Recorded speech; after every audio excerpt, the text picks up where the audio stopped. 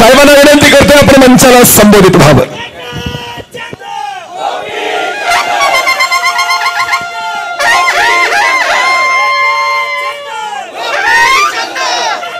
तुतारी वाजते.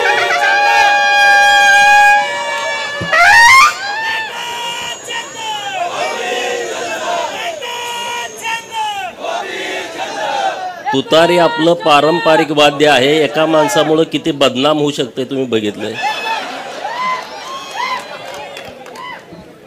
आज सांगलीच्या ठेशन चौकामध्ये या जिल्ह्याचं ज्यांनी नेतृत्व केलं 95 ते 99च्या काळामध्ये 18 वर्ष महाराष्ट्राच्या विधान परिषदेमध्ये एक अभ्यासू सदस्य म्हणून आणि विधान परिषदेचे विरोधी पक्ष नेते, राज्याचे ग्रामविकास खात्याचे मंत्री म्हणून एक उत्तम प्रशासक, फरडा वक्ता आणि रोखठोक भूमिका मांडण्यामध्ये ज्यांचं महाराष्ट्रभर नाव आहे असे आपल्या सर्वांचे आदरणीय माननीय अण्णासाहेब डांगे साहेबांच्या प्रमुख उपस्थितीमध्ये सांगली विधानसभा मतदारसंघाचे तिसऱ्यांदा आमदार म्हणून निवडून आलेले सुधीरदादा, महाराष्ट्राच्या आणि देशाच्या इतिहासामध्ये एकच विधानसभा, एकच पक्ष आणि 55 वर्ष आमदार म्हणून ज्यांनी प्रतिनिधित्व केलं, महाराष्ट्राच्या विधानसभेमध्ये आदर्श व्यक्तिमत्व म्हणून ज्यांची ख्याती आहे असे स्वर्गीय डॉक्टर गणपतराव देशमुख साहेब यांचे नातू डॉक्टर बाबासाहेब देशमुख हे सांगोला विधानसभा मतदारसंघातून निवडून आले. म्हणून त्यांचा आणि गेली अनेक वर्ष तुम्हाला वाटत होतं की मी एकदा तरी जनतेतनं निवडून यावं, म्हणून सातत्यानं जेवढा संघर्ष मी केला त्याच्यापेक्षा जास्तीचा संघर्ष तुम्ही केलाय. हा गोपीचंद पडळकरचा सत्कार मी समजत नाही. ज्यांच्या मनगटामध्ये बळ आहे, ज्यांना अन्यायाच्या विरोधामध्ये लढू वाटतंय मनातून, अशा तुम्हा सर्वांचा हा सन्मान आहे असं माझं म्हणणं आहे, असं माझं मत आहे. सांगलीच्या या स्टेशन चौकामध्ये अनेक ऐतिहासिक सभा झालेल्या आहेत. या सभांमध्ये तुम्ही अनेक वेळा असाल, माझे पत्रकार मित्र अनेक वेळा असतील, व्यासपीठावरील मान्यवर मंडळी अनेक वेळा असतील. मी पण काही वेळा इथं प्रचाराच्या निमित्तानं असेल, पक्षाची भूमिका मांडण्याच्या निमित्तानं असेल, मी अनेक वेळा या चौकामध्ये बोललोय. परंतु या चौकामध्ये जनतेतून निवडून आल्याच्या नंतर आमचा सन्मान होईल असं कधी वाटत नव्हतं, पण आज ते प्रत्यक्षात आलेलं आहे. आणि ते पण इतक्या भव्य दिव्यतेनं. एखाद्या मंत्र्याचा पण सत्कार असा होणार नाही, असा आमच्या तिघांचा सत्कार तुम्ही केलेला आहे. त्याबद्दल मी तुमचं मनापासून आभार व्यक्त करतो. ही सांगली आहे. अण्णाभाऊ साठे यांच्या लेखणीला धार देणारी ही सांगली आहे. छत्रपती शिवाजी महाराजांच्या स्वराज्य निर्मितीमध्ये ज्यांनी अत्यंत महत्त्वाची भूमिका मांडली त्या भैरजी नायकांची ही सांगली आहे. ही सांगली लता दिदींची आहे. ही सांगली उद्योगपती किर्लोस्करांची आहे, चितळेंची आहे. ही सांगली क्रांतिसिंह नाना पाटलांची आहे.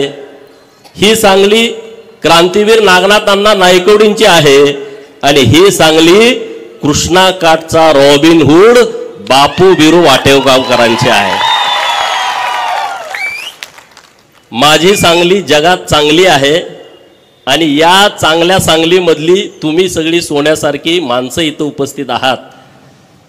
तर माझा आवाज मला वाटतंय सांगलीच्या जेलमध्ये पण जात असेल, इथून जवळ आहे. मध्यवर्ती कारागृह सांगलीचं. आणि राजनंदिनी तिच्या भाषणामध्ये बोलली की अनेक वेळा खोट्या केसेसमध्ये सांगलीच्या जेलमध्ये आम्हाला राहावं लागलं. ही गोष्ट खरी आहे. 2014ला विधानसभेच्या निवडणुकीच्या पूर्वी 10 दिवस मी सांगलीच्या जेलमधनं सुटलो होतो आणि केस काय होती तुम्हाला माहीत आहे, सगळीकडे त्याचा एकदम डांगोरा पिटला जातो विरोधकांच्याकडून. सांगलीच्या जेलमधला एक आरोपी जो खोट्या केसमध्ये ज्याला अनेक वेळा जेलमध्ये जावं लागलं, त्याचा आज जनतेच्या पाठबळावरती सांगलीच्या चौकामध्ये सन्मान होतोय, ही माझ्यासाठी अभिमानाची बाब आहे. प्रस्थापित व्यवस्थेच्या विरोधामध्ये तुम्ही जाण्याचा प्रयत्न केला तर पहिल्यांदा तुम्हाला जेलचा रस्ता दाखवला जातो, हे लक्षामध्ये ठेवा. आणि ज्यांची ही तयारी आहे त्यांनी राजकारणामध्ये पुढे गेलंच पाहिजे. अरे जेवढ्या केसेस माझ्यावरती टाकल्या त्याच्यापेक्षा 1000 पटीनं जेलमधनं बाहेर आल्यानंतर हार लोकांनी आम्हाला घातलेले आहेत. याच सांगलीपासून आटपाडीपर्यंत 10-20 हजार लोकांची रॅली जेलमधनं सुटल्यानंतर या महाराष्ट्रातल्या लोकांनी बघितलेली आहे. लोकांना वाटते गोपीचंद असाच आला, ह्याला काही लॉटरी लागली. लॉटरी लागली नाही रे बाबांनो, आमचा इतिहास नीट बघा. आम्ही लढणारी माणसं आहोत. अण्णासाहेबांनी इतिहास सांगितला, जो समाज स्वतःचा इतिहास विसरतो तो समाज नव्यानं इतिहास निर्माण करू शकत नाही. हे तुम्ही लक्षात घ्या. अण्णासाहेबांनी जे सांगितलंय ते आपण सगळ्यांनी सिरियस घेण्याची आवश्यकता आहे. आज राजकारणामध्ये आपण पुढे आलं पाहिजे. राजसत्ता आणि राजपाट कधी मागून मिळत नसतो, तो नेहमी हिसकावून घ्यायचा असतो. मी पहिल्यापासून ही भूमिका मांडतोय. तुमच्यासाठी कुठलं सिंहासन ठेवलेलं नाही आहे. तुम्हाला सिंहासन निर्माण करावं लागेल. नसेल तर जो सिंहासनावरती आहे त्याच्या पाठीत लात घालून त्याला बाजूला करून तुम्हाला तिथं बसावं लागेल. त्याशिवाय तुम्हाला राजसत्तेतलं सिंहासन मिळू शकत नाही. अरे मी 2006ला राजकारणामध्ये आलो. 6 ते किती झाले बघा, 24 जनतेतून निवडून यायला किती वेळा पडलो मी निवडणुकांमध्ये. 5 वेळा मी निवडणुकांमध्ये हारलोय. 2-3 वेळा विधानसभा, 1 वेळा लोकसभा, 1 वेळा जिल्हा परिषद. एवढा वेळा लोक म्हणा हा वेळा आहे. अण्णासाहेबांनी सांगितलं धनगराचं वेळ दिवस सरूस तर जात नाही. लोक बोलतात खासगीत, आजही बोलतात की गोपीचंद पडळकर जिल्हा परिषदचा सदस्य झाला नाही हा आमदारकी लढवतो, ग्रामपंचायतचा सदस्य झाला नाही हा आमदारकी लढवतो, पंचायत समितीचा अजून मेंबर नाही हा आमदारकी खासदारकी लढवतो. ह्याला येड लागलंय, हा असाच संपून जाईल. होय, गोपीचंद वेडा होता म्हणून लढला. शहाणा असता तर कुणाच्या तर नोकरीला असता कारकून म्हणून. वेडा होता म्हणून लढला. हे वेड पण आपल्या सगळ्यामध्ये असायला पाहिजे, प्रत्येकामध्ये असायला पाहिजे. वेडा माणूस क्रांती करतो. जो ध्येय वेडा आहे, जो संघर्ष करायची तयारी ठेवतो, जेलमध्ये जाऊन बसायची तयारी ठेवतो, तो वेडाच माणूस असतो. शहाणा माणूस असू शकत नाही. शहाणा असता तर तो पाया जाऊन पडला असता. मला माफ करा, माझ्यावरती केस करू नका, पोलिसाला सांगा, आत टाकू नका. धनगर वेडा आहे अशी लोक बोलतात. मी म्हणतो होय, धनगर वेडा असतो म्हणून तर त्या वेड्यापणामध्ये मेंढपाळाचा पोरगा सुभेदार मल्हारराव होळकर झाला. त्या वेड्यापणामध्ये तलवार हातामध्ये घेतली आणि सिंधू नदीच्या पलीकडे अफगाणिस्तानामध्ये अटके पार भगवा झेंडा फडकावला. वेड्यापणामध्येच यशवंतराव होळकर इंग्रजांच्या विरोधामध्ये लढले. 25 वेळा सलग इंग्रजांना हरवणारा या देशामध्ये दुसरा योद्धा नाही आहे. आणि छत्रपती शिवाजी महाराजांच्या नंतर राजे उमाजी नाईक आणि त्यांच्या नंतर महाराजा यशवंतराव होळकर यांनी स्वतःचा राज्याभिषेक केला आणि चक्रवर्ती महाराजा झाले. हे वेडेपणातच होतं, हे शहाण्या माणसाचं काम नाही आहे. स्वतःवर अन्याय झाला नाही, पण माझ्या मागासवर्गीय बहिणीवरती अन्याय झाला म्हणून मेंढ्या राखणारा बापू बिरू वाटेगावकर हातामध्ये कुऱ्हाड घेतो, बंदूक घेतो आणि 14-15 जणाला यम सदनी पाठवतो. येड्यापणाचं लक्षण आहे, शहाण्या माणसाचं काम नाही. आणि म्हणून हा वेडापणा आम्ही नेहमी करणार. अरे तुमचं उदाहरण देतो, या सांगलीच्या मार्केटमध्ये हमाल म्हणून आमचे बापजादे आले. त्या हमालाची पोर आता व्यापारी म्हणून अख्खं मार्केट ताब्यात घेऊन बसलेत. हा वेड्यापणाचंच काम आहे, हे शहाण्या लोकांचं काम नाही आहे. आज त्या हमालाची पोरं नगरसेवक, सभापती आणि महापौर म्हणून व्यासपीठावरती बसलेले आहे. असा वेडापणा आपल्याला नेहमी करायचा आहे, हे लक्षामध्ये ठेवा. शानपणा केला तर काम करावं लागेल, वेडापणा केला तर तुम्ही लीडर व्हाल, नेता व्हाल. आणि तुम्हाला माझी विनंती आहे, झालं पाहिजे. का होऊ नये आपण? जिसकी जितनी संख्या भारी उसकी उतनी भागीदारी या तत्वावरती आम्हाला तिकीट मिळत नाही, आणि तिकीट मिळालं तर आम्हाला निवडून येऊ दिलं जात नाही. सगळे एक पाडा याला. मग तुम्ही शान व्हावं लागेल, तुम्ही ते हातामध्ये घ्यावं लागेल. आज जतच्या जनतेला मी मनापासून धन्यवाद देतो की त्यांनी आज ही माझी सत्काराची वेळ आणली, नाहीतर ते शक्य नव्हतं. जत तालुक्यातल्या जनतेने डॉक्टर आरळीसाहेब व्यासपीठावरती अन्य मान्यवर बरेच आले असतील, तर त्यांनी इतक्या क्षमतेनं, इतक्या ताकदीनं माझ्यासारख्या कार्यकर्त्याला 26 ऑक्टोबरला माझी उमेदवारी घोषित झाली, 20 नोव्हेंबरला मतदान होतं. भाजपमधले काही लोक ताकदीनं विरोधामध्ये भूमिका मांडत होते, हा बाहेरचा आहे, हा बाहेरचा आहे, हा परका आहे, भूमिपुत्र नाही आहे. अशा काळामध्ये तालुक्यातली जनता माझ्या पाठीमागं ठामपणे उभं राहिली. मी जतकरांना मनापासून धन्यवाद देतो. आणि मी त्यांना जो शब्द दिलाय विधानसभेच्या प्रचारामध्ये, तो प्रत्येक शब्द आणि शब्द पूर्ण करण्यासाठी पुढची 5 वर्ष मी रात्रंदिवस मेहनत घेईल. आणि त्याबरोबर महाराष्ट्रातले काही विषय असतील, महाराष्ट्रातले काही प्रश्न असतील, तर त्याच्यासाठी पण काम करेन ना. अरे किती आम्ही लढलोय, आमचं कौतुक आम्ही करतोय अशातला भाग नाही. अनेक विषय मी विधान परिषदेचा आमदार झाल्यानंतर सभागृहामध्ये घेतले. सांगली मधले महानगरपालिकामध्ये बदली कामगार आहेत, मानधनवरती कामगार आहेत, 1200च्या वर आहेत. मला भेटले मंत्रालयामध्ये, पप्पू डोंगरे साहेब होते, सुधीर दादा होते, की बाबा असा असा प्रश्न आहे. आम्ही लावून धरला. त्या लोकांचा प्रश्न ऑर्डर पर्यंत आला, परंतु एक सचिवानं मेक मारून ठेवली, तो आमच्या हिताचा नव्हता. म्हणून आम्ही त्यांना सांगितलं थांबवा, परत आमचं सरकार येणार आहे, आम्ही परत दुरुस्ती करून घेतो. एखाद्याचं प्रामाणिकपणे काम केल्याच्या नंतर लोक जाणीव कशी ठेवतात बघा. आता इथं चिंगा काकू आली, मला दिसली स्टेजवरनं, त्यांच्या बरोबरच्या सगळ्या सफाई कामगार भगिनी आहेत, नटून थटून आल्या चिंगा काकू. ती इतकी रागात होती आमच्यावरती, आमची ओळख नव्हती. सचिवाच्या दालनाच्या बाहेर त्या उभा होत्या, आणि त्यांना कोणीतरी सांगितलं की काही लोकांचं हे काम करायला, ते असं एकदम रागात होते आमच्यावर, नुसत्या शिव्या द्यायच्याच बाकी होत्या. मी म्हटलं पप्पू डोंगरे साहेब ह्या काय असं एवढ्या कालवा करतात? ते म्हणले त्यांचं काम होणार नाही असं कोणीतरी सांगितलंय. त्यांनी ट्रेन पकडली, मुंबईमध्ये आले, सचिवाच्या दालनाच्या बाहेर होते. चिंगा काकू आज इथं आलाय तुम्ही, मी तुम्हाला मनापासून धन्यवाद देतो. आणि शब्द पण तुम्हाला देतो. सुधीर दादा इथं आहेत, मी आहे, सुरेश भाऊ खाडे, आम्ही तिघं मिळून तुमचं काम आम्ही केल्याशिवाय राहणार नाही. सांगायचं तात्पर्य काय, लोक का जुळत गेली? प्रत्येक विषयावरती आम्ही भूमिका मांडली आहे. प्रत्येक विषयावरती जो माणूस आमच्याकडे आलाय त्या माणसाची भूमिका मांडली आहे. सुधीर दादा व्यासपीठावरती आहेत, त्यांना मला विनंती करायची आहे, दादा महानगरपालिकेची निवडणूक तोंडावरती आली आहे. आता तुम्हाला सिंहासनावरती बसवलं आहे, त्यांना सिंहासनावरती बसवण्याची वेळ आली आहे. मी तुम्हाला विनंती करतो, या सगळ्या उपेक्षित लोकांना तुम्ही उमेदवारी द्या. ज्यांना उमेदवारी देता येत नसेल त्यांना स्वीकृत करून घेतो म्हणून सांगा. तुम्हाला प्रचाराला जाण्याची गरज पडणार नाही, सगळी लोक तुमच्या बरोबर ताकदीने येतील.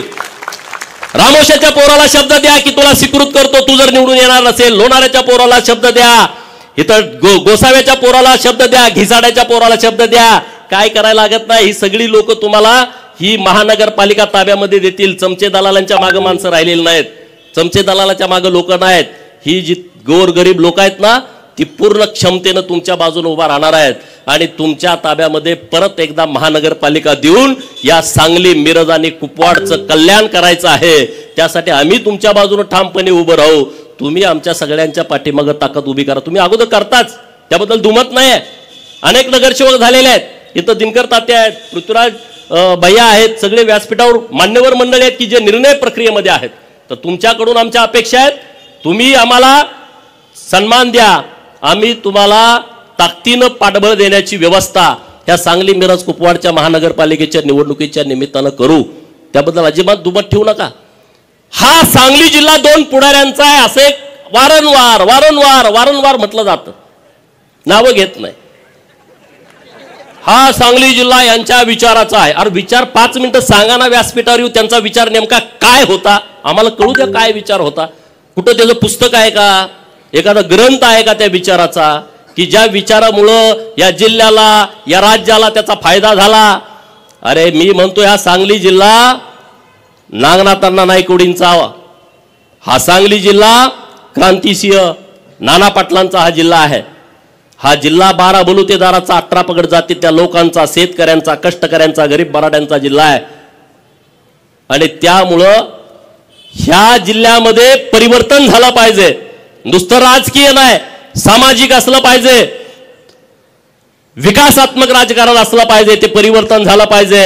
आणि म्हणून तुम्ही जो आज आमचा सन्मान घेतलाय तिघांचा, त्या सन्मानानं आमची जबाबदारी वाढली आहे. निश्चितपणे तुम्हाला सांगतोय, सांगलीच्या ज्या अपेक्षा आहेत, अरे सांगलीमध्ये कुपवाड MIDC किती वर्षापासून तयार झाली, नवीन काय तिथं झालं का? नाही. मार्केट कमिटीमध्ये व्यापाऱ्यांना जागा नाही, नवीन काय प्रयोग झाला का? अरे ती मार्केट कमिटी भ्रष्टाचारानं अशी बरबटली आहे, जागा घेतली त्यात भ्रष्टाचार. काय तुमचं व्हिजन पाहिजे सांगली मार्केट कमिटीचं? अरे इथल्या व्यापाऱ्यांना जागा नाही, 100-200 एकर जागा घेतली, डेव्हलपमेंट केलं आणि व्यापाऱ्यांना ती उपलब्ध करून दिली. कर्नाटक आपल्या बाजूला आहे, कर्नाटकातून लोक येत आहेत आणि त्या मार्केट कमिटीचा विस्तार केला नाही. कोंबडी कापून खायची ही जी ह्या लोकांची सवय आहे आणि त्याला पाठबळ मिळतंय.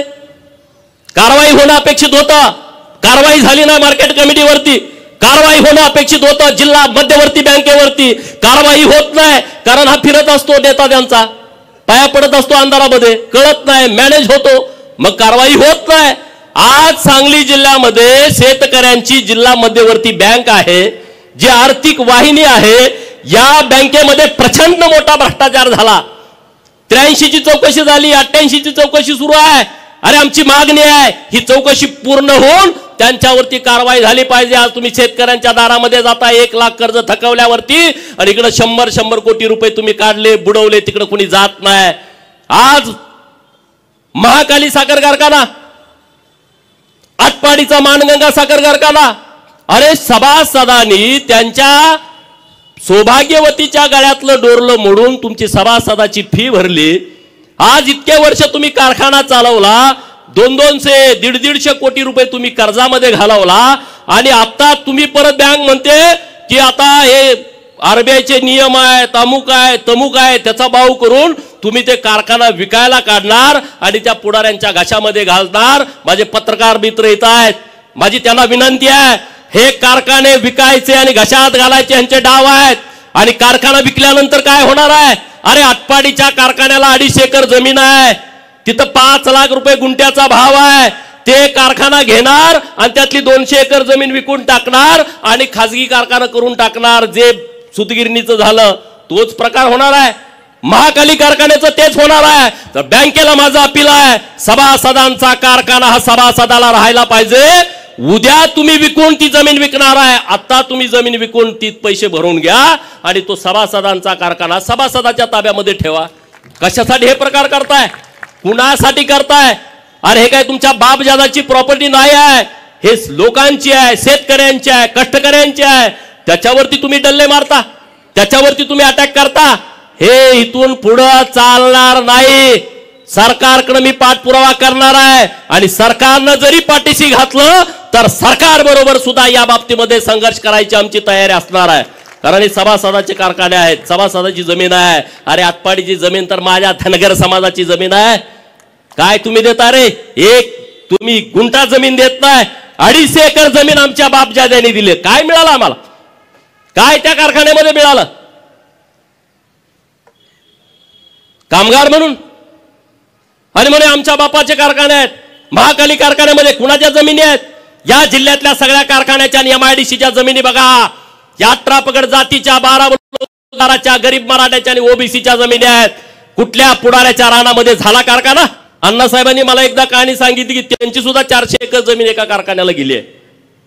परवा त्यांना भेटायला गेलो तेव्हा सांगितलं. सर्वोदय कारखान्याचं काय झालं? पृथ्वीराज भैया इथं आहेत, संभाजी आप्पा आता हयात नाहीत.